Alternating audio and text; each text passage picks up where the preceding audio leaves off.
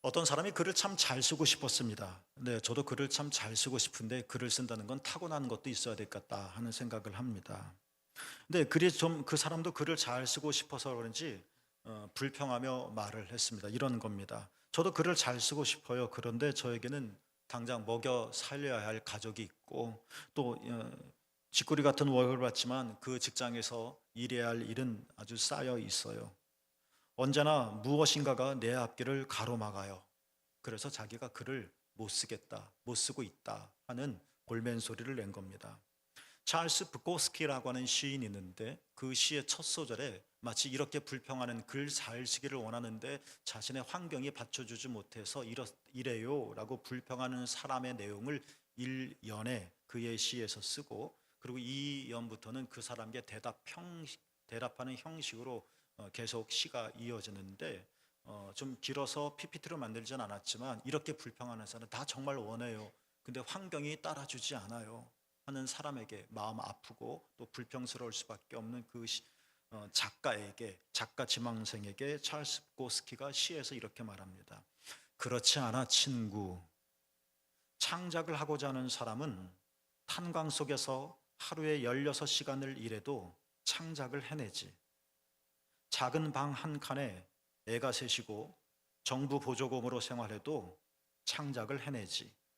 마음이 분열되고 몸이 찢겨나가도 창작할 사람은 창작하지.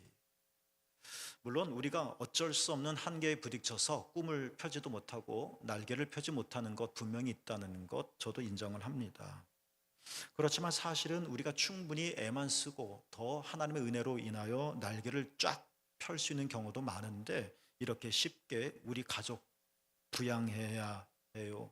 직장 일이 많아요.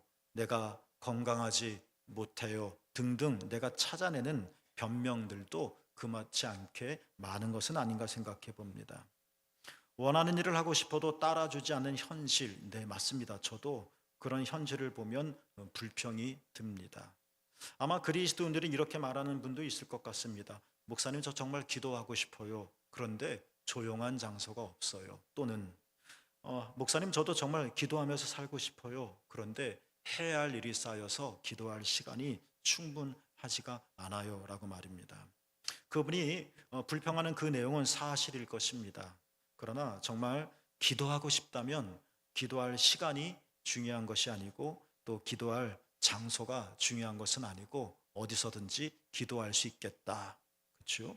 물론 좋은 환경과 여건과 시간이 주어진다면 더 잘할 수 있겠지만 찰스 부코스키가 말하는 것은 바로 그러한 의미죠. 우리가 뭔가 원하는 것을 하고 싶기에 적절한 환경이 늘 언제나 우리를 따라오는 것은 아니며 그래서 그것 때문에 불평하는 것이 진짜 창작자가 아니라 참된 창작자는 탄광 속에서도 애가 부글부글거리는 작은 단칸방에서도 마음이 분열되고 몸이 찢겨나가는 아픔 속에서도 창작할 열망과 열정이 있는 사람은 창작해낸다 하는 것이 그 시인의 말인 것 같습니다. 작가 지망생들이 당시 미국인 최초로 노벨 문학상을 수상한 싱클레이 루이스를 워낙 유명한 사람이니까 초청해서 우리가 어떻게 하면 작가가 될 수 있으며 어떻게 하면 글을 잘 쓸 수 있는지 강의를 듣기로 했죠. 싱클레이 루이스가 강의를 시작하면서 작가 지망생들에게 여러분들 중에 작가가 되고 싶은 사람이 있습니까? 그럼 한번 손을 들어 보십시오 라고 말을 했다고 그래요. 네, 그래서 모였으니까 한 사람도 빠짐없이 다 손을 들었습니다. 그런데요, 그러자 모든 사람이 손을 들자 루이스가 이렇게 말했다고 하죠. 그렇다면 내 강의는 필요 없습니다. 내가 해줄 수 있는 말은 여러분 집에 가서 쓰고 쓰고 또 쓰라는 것밖에 없습니다. 그리고는 싱클레이 루이스는 강의실을 빠져나갔다고 합니다. 지난 화요일이었습니다. 아버지께서 위독하시니 급하게 응급실로 와달라는 전가를 받았습니다. 아버지께서 오래 사실지는 못하겠다라는 생각을 했었지만 정말 그런가? 한번 여행에 가셨다가 적응을 못하셔서 나오신 적이 있었는데 또 대결하러 가라 하는 말씀이신가? 지금 어머니도 편찮으신데 아니면 진짜 급하신 건가? 생각이 말 혼란스러워서 급하게 응급실로 달려갔습니다. 아버지 어머니께서는 이미 오래전에 연명치료 거부를 신청하셨기 때문에 응급실 의사도 더 이상 조치를 취하지 않고 기본적인 것들만 했습니다. 그리고 보호자를 기다리고 있었죠. 아버지가 누워 계신 그 병상으로 갔습니다. 이미 아버지께서는 의식이 없으셨고 약해지는 맥박 소리는 87년 동안 쉬지 않고 뛰었던 심장이 이제는 나도 쉬고 싶어 한다는 신호를 보내는 것 같았습니다. 그리고 제가 도착한 지 아버지께서는 20분 후에 하나님께로 돌아가셨습니다. 그 시간이 12시 52분이었습니다. 사실 저는 장례를 서울에서 치르고 싶었습니다. 평생 반평생 이상을 서울에 대학 이상을 서울에서 지내셨고 또 친척들도 다 많은 대학 친구들도 돌아가셨지만 그래도 몇몇 남은 연로하신 친구들도 서울에 계시고 또 서울 인근에 사시는 분 또 고향이 청주인데 청주에서 강릉 오기보단 서울이 훨씬 수월하기 때문에 여러 이유를 들어서 서울에서 장례를 치르자라고 말씀을 드렸습니다. 그렇지만 어머니께서는 완강하게 병원에서 전화를 통해 안 된다, 서울로 가지 않겠다, 강릉 의료원에 모시자고 하셨습니다. 생각해봤죠. 어머니는 입원해 계셨고 그래서 남편 장례식에 참석하지도 못하는데 그냥 제 생각입니다. 서울에 거리가 멀잖아요. 내가 내 사랑하는 남편 장례식으로 참석하지 못하는데 서울 저 먼 곳이 아니라 그래도 그나마 가까운 가볼 수는 없지만 그래도 가까운 곳에서 장례 치르는 고 싶어 하신다 하는 생각을 하시는 것 같다 생각했습니다. 그때 문득 지난 작년에 김기석 목사님께서 저희 교회 신앙 강좌로 오시면서 설교 마지막 부분에 연료하신 아버지 그러나 고생하고 제대로 듣지 못하고 태백 탄광 어려운 곳에 사는 큰 누님 그의 관계를 설명하면서 사랑이란 어떤 것인가라고 설교를 결론 맺은 적이 있는데 정확한 문장은 생각나지 않지만 목사님께서 이렇게 말씀하셨었던 것이 제게 무척 감동적이었었는데 어머니 장례를 서울에서 합시다. 아니야 의료원에서 하자라는 이 신랑이 아닌 신랑이 속에서 그 목사님의 말씀이 떠올랐습니다. 우리가 그를 누군가를 사랑한다면 내가 누군가를 사랑한다면 내가 옳은 일을 하는 것이 아니라 그가 원하는 일을 하는 것이다. 제 생각에는 짧지만 모든 일이 합리적으로 서울 올라가는 것이 훨씬 좋은 일이고 어머니에게도 어차피 어머니 못 올라가시니까 의료원에 있어도 못 오실 테니까 여러 친척들을 위해서라도 그렇게 하자는 것이 제가 소견에는 합리적인 일이다라고 생각했는데 그거를 내려놓고 이것이 옳으냐 서울이 옳으냐 강릉이 옳으냐 그게 중요한 것이 아니라 내가 어머니를 사랑하니까 어머니께서 원하시는 대로 하자 해서 그 설교가 떠올라서 강릉의료원에 모시기로 했죠. 그 덕에 여러분만 고생하시게 되었습니다. 죄송해요. 60을 앞두고 있는 저에게 있어서 기억되는 아버지는 참으로 훌륭하고 좋은 분이셨습니다. 완벽한 인간이 없듯이 또 약점 없고 또 아버지 어머니에게 상처받지 않은 자녀가 없기는 하겠지만 그러나 저희 아버지는 그렇습니다. 저도 아버지에게 상처를 받은 것도 있지만 전체적으로 말하면 참으로 훌륭하셨습니다. 강직하셨습니다. 불의를 용납하지 않으셨습니다. 평생을 그렇게 사셨습니다. 허리도 돌아가실 때까지 꼿꼿하셨습니다. 저희 아버지는 대가족의 할아버지도 장남, 저희 아버지도 장남 이렇게 장남으로 사시면서 돌아가신 후에 통장에 돈 몇 푼 남겨놓은 것이 없을 만큼 모든 것을 다 내놓으시면서 사촌 또 동생들 그리고 심지어 육촌까지 또 외가 할머니 외가 쪽의 친척까지 일일이 다 챙기셨습니다. 그래서 지금은 가난하시게 되었습니다. 20살 아래 막내 할아버지께서 늦은 나이에 낳은 삼촌이 계신데 우리 아버지하고 20살 차이가 나니까 뭐 아버지 같은 존재겠죠. 저희 할아버지께서 유일한 이 막내둥이가 우리 집안에 교수가 없으니 교수가 되었으면 좋겠다 하는 것이 꿈이었었고 그래서 삼촌이 제가 중학교 2학년 때 미국으로 유학을 갔습니다. 그때는 유학이 흔치 않았었고 돈도 상당히 많이 들어야 했었고, 어린 시절 기억되는 것은 삼촌이 힘들어서 오래 정말 힘들게 할아버지 할머니한테 전화를 하면, 할아버지가, 아주 냉정하신 할아버지가, 그래 잘 있니? 네 잘 있어요. 끊어.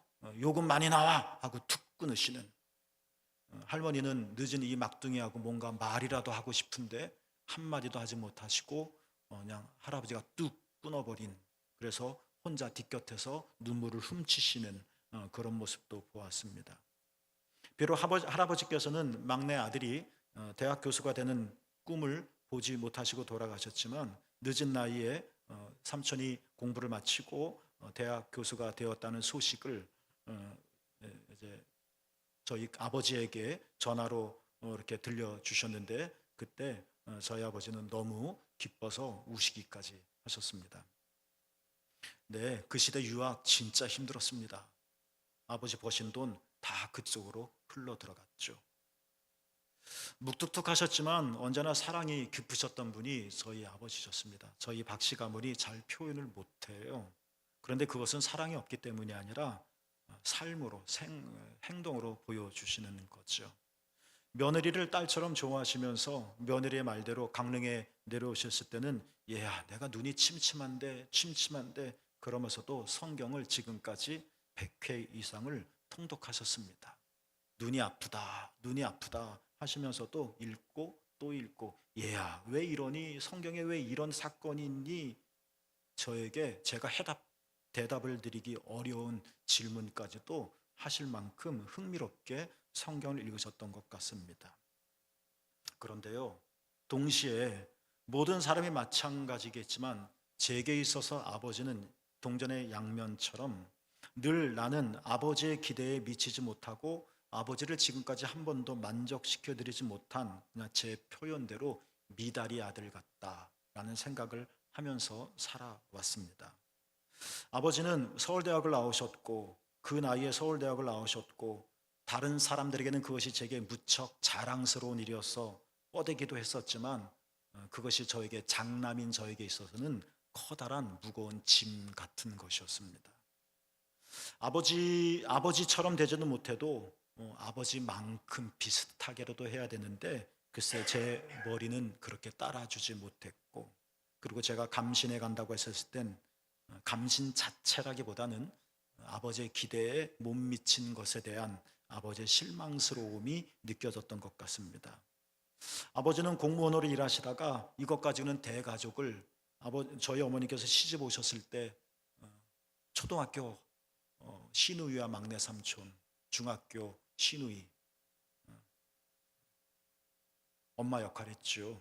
이렇게 대가족을 먹여 살리기엔 공무원 월급으로 턱도 없어서 대기업으로 감사하게도 이직하실 수 있게 되었고, 그 대기업 임원으로 퇴직을 하셨습니다. 그 돈 잘 모아서 사셨다면 동생들 학비 대접하고 뭐 누구누구 도와주고 이런 일 하지 않으셨다면 그래도 돈 어느 정도 모았을 것 아닌가라는 생각도 드는데, 어찌됐든 그 모습이 저에게는 멋져 보였고, 그런 아버지의 삶, 그렇게 살아오신 아버지의 삶, 모든 일을 가족을 위해서 헌신적으로 살아오신 아버지의 삶을, 그리고 모든 일을 완벽하게 처리해 나가시는 장남의 의젓한 모습을 보면서, 누나 있지만 외아들인, 그리고 장손인 제가 그 아버지의 기대에 늘 만족시키지 못하고 실력도 부족하고 아버지의 기대에 내가 늘 미치지 못하는구나, 나는 미달이다 라는 생각을 말은 하지 않지만, 그래서 아버지 앞에서는 저는 끊임없이 작아져며 적어도 한 40세 때까지는 그렇게 지내왔던 것 같습니다. 아버지 임종을 지켜보고 급하게 연락을 받고 응급실에 갔더니 숨소리는 이미 작아지고 있었고, 틀니를 뺀 입은 여러분의 영정사진에서 보았었던 것과는 달리 진짜 하회탈처럼 쪼그라들었고 쏙 들어갔고, 혈액이 잘 통하지 않아서 이미 청색증으로 이마는 푸르스름하게 변해 있었고, 오랫동안 식사를 제대로 하지 못해서 큰 체구는 아니시지만 당당하고 꼿꼿한 허리, 아버지가 아니라 뼈만 앙상하게 남은 그 초라하게 보여지는 아버지의 응급실의 병상에 누워 계신 의식을 잃은 채 그 아버지를 보면서 언제나 제겐 말씀드렸듯이 넘을 수 없는 큰 산이 한편으로는 제게 든든한 제가 기댈 수 있는 곳이기도 하지만 넘을 수 없는 큰 산이라고 하는 것이 저에게는 언제나 수치심과 죄책감을 남겨줄 수도 있는데 이렇게 넘을 수 없는 큰 산으로 여겨졌던 아버지가 그 마지막 모습을 저에게 보여주시면서 마지막으로 저에게 이렇게 말씀하시는 것 같습니다. 저는 언제나 아버지께서 치매를 겪으면서도 면도 꼭꼭 하셨고 치매를 겪으면서도 이발해야 된다라고 말씀하셨고 어디 걸음걸이가 불편하신데도 양복 차려 입고 나가시고 이렇게 흐트러짐이 조금도 없는 아버지의 모습, 모든 것이 최고, 모든 것이 최상으로 살아가셨던 아버지의 모습만 보고 보아왔었던 제가 마지막 응급실 병실에서 보았었던 그 정말 야이고 초라하고 이런 모습, 그 모습이 아버지께서 저에게 이렇게 말씀하시는 것 같았다는 겁니다. 얘야, 아들아, 나도 네가 보는 것처럼 이렇게 연약한 한 인간이란다. 목사인 내가 자랑스럽다. 제가 감신 갈 때도 제가 목회를 한다고 할 때도 아버지는 다른 길이 있으니 한번 찾아보자 라고 말씀을 하셔서 내가 목사인 것이 아버지는 그다지 그렇게 기쁘지 않으신가 보다 라는 생각을 해왔었는데 그러니까 아버지가 실제로 그렇게 말씀하셨다는 이야기가 아니라 제 생각이 그렇다는 겁니다. 그 마지막 모습, 아주 멋진 모습, 그런데 지금 병상에 누워있는 아버지 모습은 입이 쑥 들어가고 이마가 파랗게 변했고 몰골은 정말 뼈만 남은 것처럼 작아지고 초라했던 제가 봤던 진짜 최악의 아버지의 모습을 보면서 왜 아버지가 이런 모습을 나로 가족 중에서 유일하게 보게 하셨을까를 생각하면서 내가 스스로 아버지의 기대에 미치지 못한 듯 살아왔다는 죄책감과 수치심과 부끄러움을 아버지께서 아버지 나 연약해요. 내가 아버지 기대를 따라주지 못해요. 라고 스스로 여기는 이런 연약하게 생각하는 저를 위해서 아버지가 할 수 있는 마지막에 가장 연약한 모습을 저의 눈에 보여주시면서 그렇지 않다. 나도 똑같다. 나는 너를 축복하고 나는 내가 자랑스럽다. 이런 말씀이 박만수 씨께서 돌아가셨습니다. 라는 의사의 말을 듣는 순간 직감적으로 제게 느껴졌다는 겁니다.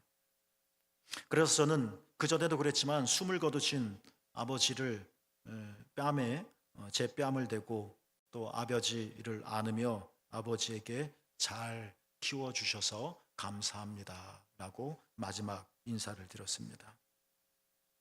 한 1분 동안 아버지 뺨에 제 뺨을 대고 비비고 있을 때 아버지는 또 제게 내가 아버지께서 제게 말씀하는 듯한 내가 아들 내 삶을 다 껴안았으니 너는 이제 걱정하지 말고 살아봐라 라고 격려하시는 숨을 거두셨으니 말씀은 못하실 것이고 그래서 마지막 무언의 유언을 제게 남긴 것 같다라는 생각을 하게 되었는 것이죠. 그래서 3일간의 장례를 치르면서 여러 가지 질문을 합니다. 왜 우리가 생각했던 것보다 일찍 돌아가셨을까? 그리고 왜 많은 가족들이 있는데 왜 이때 어머니는 입원을 하시고 시술을 하셨을까? 그리고 왜 가족들 중에 다 강릉에 있는데 며느리도 어머니도 아닌 나만 아버지의 마지막 그 모습을 보게 하신 걸까? 그리고 아버지의 마지막 모습을 보면서 왜 이런 생각이 들었던 것일까를 생각하면서 떠올랐던 말씀 중에 하나가 바로 오늘 본문입니다. 오늘 보면 4장 15절에 보면 뒷부분에 보면 예수님께서는 죄가 없으시면서도 스스로 시험을 받으셨다 하셨습니다. 내가 문제에 걸려 넘어지는 것은 내가 뭔가를 잘못했기 때문이고 내가 좋은 결과를 얻지 못한 것은 내가 실수했기 때문이고 내가 시험을 받는 것은 내가 연약하기 때문이고 그런데 예수님은 죄가 없으신데도 시험을 받으셨다. 이것이 오늘 15절의 말씀인 거고, 성경 전체 예수님을 보면 예수님은 벌거벗긴 채 십자가에 달렸을 때, 저 십자가 밑에는 수많은 사람들이 손가락질하며 내가 하나님의 아들이거든 지금 당장 내려와 봐라, 아주 뼈아프게 하는 조롱 소리가 들려오는 이 수치스러움을 우리 예수님께서는 하나님의 아들이신데 왜 아무 저항하지 아니하시고 그냥 받으셨던 것일까? 진짜 말씀만 하면 벌거벗긴 몸이 새로운 하늘의 천상의 옷으로 덮어지고 십자가의 못이 팍팍 빠져서 웅장한 모습으로 땅에 내려와 수많은 사람들을 덜덜 떨게 하며 무릎 꿇게 하실 수 있었을 텐데 왜 예수님은 그 수치스러움을 고스란히 받으셨던 것일까? 사람들, 예수님에게 환호하는 사람들도 많았지만 사실 예수님이 가는 곳곳마다 수많은 주님은 외면을 받으셨습니다. 여러분, 사람들에게 거절당한 경험이 얼마나 뼈아픈지 여러분 아시죠? 예수님은 정말 신이신데 이런 놀라운 기적을 행하셨는데 말씀만 하시면, 기적만 행하시면 저 삐뚤어진 눈들을 똑바로 다 바꿔 놓으실 수 있을 것 같으신데 왜 예수님을 사람들에게 외면받으시고 수많은 사람들이 예수님을 고소하려고 했었고 심지어 사랑하는 제자 한 명은 예수님을 팔려고 하는 것을 다 알면서까지도 그 아픔을 껴안으셨던 것일까? 실패자의 고통은 이루 말할 수 없을 겁니다. 내 인생은 실패자야. 어떤 일에 대한 실패가 아니라 이제 인생의 실패자로 우리는 동일화하게 되어지고, 그리고 그 아픔과 고통은 견딜 수가 없고, 그래서 심한 사람은 자살까지도 하지 않습니까? 예수님은 실패한 자였습니다. 십자가 골고다 언덕에 올라갈까지 그 십자가조차 제대로 들 수 없어서 수없이 넘어졌었을 만큼 실패자였습니다. 예수님은 하나님의 아들로 천사의 현몽을 받고 이 땅에 태어나셨지만 30년 공생애를 시작하시면서부터 예수님은 실패자셨습니다. 믿는 우리는 예수님이 그렇지 않다고 보았지만 당시 믿지 않는 더 많은 수많은 지도자들이 예수님은 실패자다, 실패자임이 얼마나 아픈지. 그런데 예수님은 정말 신이었으니까 이 실패를 돌로 떡을 만들 수 있듯이 실패를 성공으로 한순간에 뒤집을 수 있었을 터인데 왜 예수님은 친히 그 고통을 감당하셨을까? 이러한 성경 전체 이러한 질문들이 15절 뒷부분에 이렇게 우리에게 요약해 말하고 있는 것 같다는 겁니다. 예수는 스스로 시험을 받았어요. 근데 죄가 없으세요. 죄가 없는데 왜 시험을 스스로 받으신 걸까? 라는 말입니다. 유명한 앤더 슈샤쿠의 소설 침묵에 보면 기독교가 18세기에 박해를 받았었던, 그래서 수많은 일본 사람들이 가톨릭 신자들에게 내가 예수를 부인만 하면, 아니 진심이 아니어도 좋으니까 말로만이라도 예수님을 부인한다면 살려주겠다. 더러는 예수님의 얼굴이 새겨져 있는 성상을 너 진심이 아니라도 좋아, 침 뱉고 한번 걷기만 하면 너는 순교를 안 당해, 너는 고통을 안 당해. 그 속에서 차마 그럴 수 없어서 믿음 지키며 정말 말할 수 없는 고난을 받은 순교자들도 있었지만 일반 평범한 사람들은 고난이 무서웠죠. 일본 사람들이 기독교인들을 박해했었던 것은 우리나라 절두산에서 초대 교인들이 박해받았던 것과 비교할 수가 없습니다. 피부가 벗겨진 채 저 일본 남쪽 거기서부터 복음이 들어왔으니까 피부가 벗겨진 채 뜨거운 온천 물에 담갔다 뺐다 차라리 죽는 게 낫지. 이 고통이 너무너무 무서워서 나는 예수님을 부인하고 싶지 않지만, 그래서 울면서 성상을 밟는 그런 사람들에게 예수님께서 침묵이라는 소설에 보면 이렇게 말씀하시죠. 밟아라. 성화를 밟아라.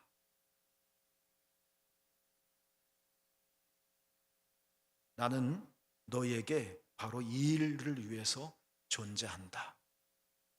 이렇게 말씀을 하시죠. 성상을 밟는 발보다 발에 밟히는 예수님의 얼굴에 새겨진 성상이 더 아래에 있었습니다. 예수님은 그런 분이 아니셔도 충분히 가능할 수 있었을 텐데 왜 밟아라 말씀하셨을까? 치욕적인 더러운 인간의 발바닥 밑에 안 걸어도 되시는데 하나님의 아들이시니까.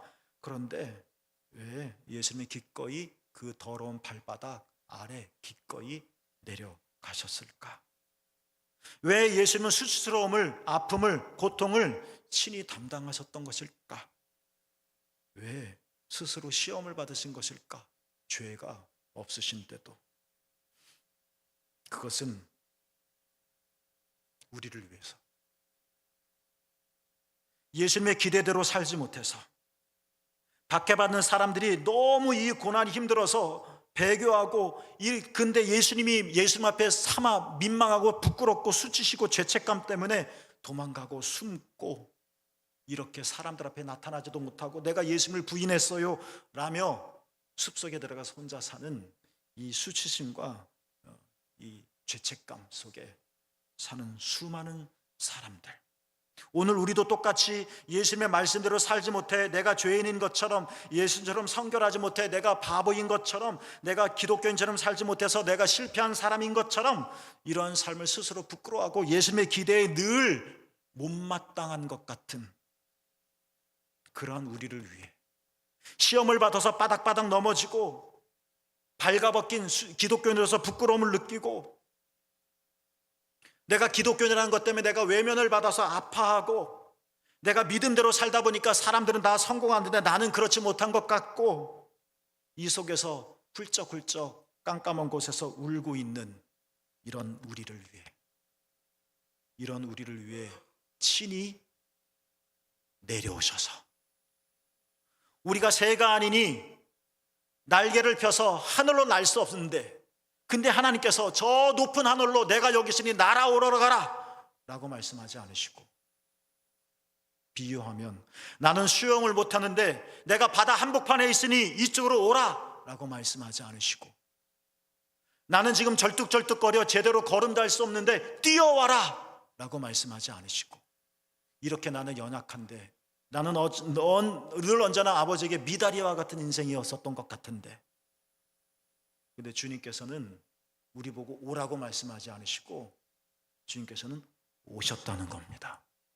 오셨다. 나도 하나님께 가고 싶고, 나도 하나님을 사랑하고 싶고, 나도 하나님을 껴안고 싶고, 나도 정말 하나님을 잘 믿고 싶고, 그런데 내 손이 짧아서, 그런데 내가 그 말씀대로 살지 못해서, 내 믿음이 한없이 연약해서, 그런 내가 부끄러워서, 그런 내가 죄책감을 느껴서 내가 배교했어요, 내가 부인했어요. 그래서 숨어버리고 싶은 나에게, 날지 못하는 나에게, 뛰어가지 못하는 나에게, 헤엄쳐가지 못하는 나에게 그냥 넋놓고 있을 때, 주님은 시험을 받지 않으셔도 되지만 그런 시험을 받고 있는 나를 위해서 친히 시험을 받으셨고, 예수님을 향하여 한없이 부끄러워하며 눈물을 흘리고 있는 우리들을 위해서 우리와 똑같이 되셔서 그런 우리를 껴안으시고 땅에 넘어진 우리를 일으키시고 살리시기 위해 하셔서, 저는 아버지의 마지막 모습을 보고 아버지께서 그런 유언을 하신 것은 아닐까라는 생각과 더불어, 우리 하나님이 이 땅의 육신의 아버지보다 하늘에 계신 아버지께서 더 그러시다, 더 그러시구나 하는 생각을 묵상하게 되었던 것입니다. 그래서 16절에 보면 히브리서가 이렇게, 예수님은 시험 받지 않아도 되는데 너희를 위해서 시험을 받으셨으니 그러므로 담대하게 은혜의 보좌로 나아가서 긍휼하심과 때를 따라 돕는 은혜를 받자, 하나님 앞에 나아가보자 라고 우리를 격려하는 것입니다. 하나님께서 예수 그리스도의 사랑과 죽음을 통해 늘 언제나 우리에게 말씀하시죠. 내 마음이 무뎌져서 그런지, 내가 삶에 바빠 흔들려서 그런지, 내가 하나님을 의식하지 못해서 그런지, 아니면 진짜 무정해서 그런지 여러 가지 이유가 있겠지만 하나님의 말씀을 우리는 듣지 못하죠. 이렇게 말씀하시는데 내가 너를 사랑한다. 그러니 걱정하지 말아라. 예를 들면 내 아버지의 기대대로 살지 못했다고 해서 아버지가 너를 싫어한다고 생각하지 말아라. 제가 마지막 임종을 보며 그것들을 쑥 받아들였었던 것처럼 내가 하늘 아버지의 기대대로 살지 못한다고 해서 너는 하나님께 외면받았다고 생각하지 말아라. 그래도 나는 너를 사랑하고 그래도 나는 너를 자랑스럽게 여긴다. 걱정하지 말아라. 날마다 은혜의 보좌 앞으로 담대히 나아가라. 자신이 원하는 일을 할 수 없는 이유를 찾는 사람이 있겠고 어떤 상황에서도 그 일을 해내는 사람이 있을 겁니다. 그리고 인생은 그 차이에서 나뉘어지겠죠.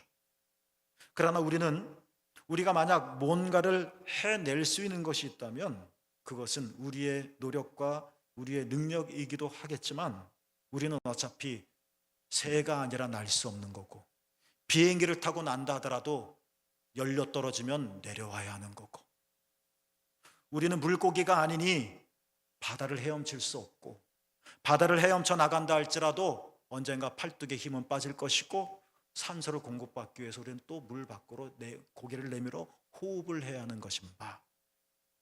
이게 우리의 한계인데 그래도 우리가 뭔가를 원하는 것을 해낼 수 있다면 그것은 이처럼 우리를 위해 우리처럼 되신 예수님이 우리와 함께 하시기 때문이라는 사실입니다. 그분이 우리와 함께 하실 뿐만 아니라 우리를 은혜의 보좌로 날마다 이끌어 가시고 마침내 그 주님이 우리를 하나님에 계신 저 높은 곳으로 우리와 함께 올라가시는 거죠. 그분이 바로 여러분이 믿으시는 예수 그리스도이십니다. 우리를 둘러싸고 있는 것이 무엇인지, 우리의 가슴을 무겁게 하고 있는 것이 무엇인지, 내 어깨를 짓누르고 있는 것이 무엇인지, 우리 삶의 실패라고 생각하는 것이 무엇인지, 그때 내가 이렇게 했었어야 되는데 아쉬워하고 있는 것이 무엇인지, 내 삶속의 흑역사가 무엇인지, 이건 지워버리고 싶어, 그것이 무엇인지, 누군가 다 그런 것이 있을 것이고 그것들을 생각하면 하나님은 나를 그다지 좋아하지 않으실 것 같아 스스로 생각이 들지만 근데 주님은 내가 그러한 존재이기 때문에 오히려 그러한 모습으로 그러한 나를 살리기 위해 하셔서 그러한 모습으로 내려오셨다는 사실. 아버지는 높은 산이야 내가 올라갈 수 없어. 그런데 그렇지 않다는 것을 저에게 깨닫게 해주기 위해서 87년 인생 가장 초라하고 연약한 모습을 마지막으로 아들에게 보여주신 이유가 그런 것은 아니었을까라는 저의 해석처럼 하나님도 예수 그리스도를 통하여 그런 일을 행하신다는 것입니다. 여러분, 그러니 무엇이 우리를 우겨싸이든 우리가 비록 한순간 원하는 일을 할 수 없다 하더라도 내가 막 열심히 달리는데 갑자기 예상치 못한 장애물이 툭 튀어나와 꽈당하고 넘어져 무릎팍이 깨진다 하더라도 마음속 깊이 후회가 밀려 들어오고 마음의 상처 때문에 용기가 힘이 생겨나지 않는다 할지라도 몰라 하면서 멈추거나 뒤돌아가고 싶은 생각이 들 때가 있다 할지라도 주님이 여러분과 함께 계시다는 사실, 여러분을 위해서 여러분과 같은 모습으로 예수님을 바라보며 오늘도 넘어가시고 이겨나가신 여러분 모두가 되기를 주님의 이름으로 축복합니다.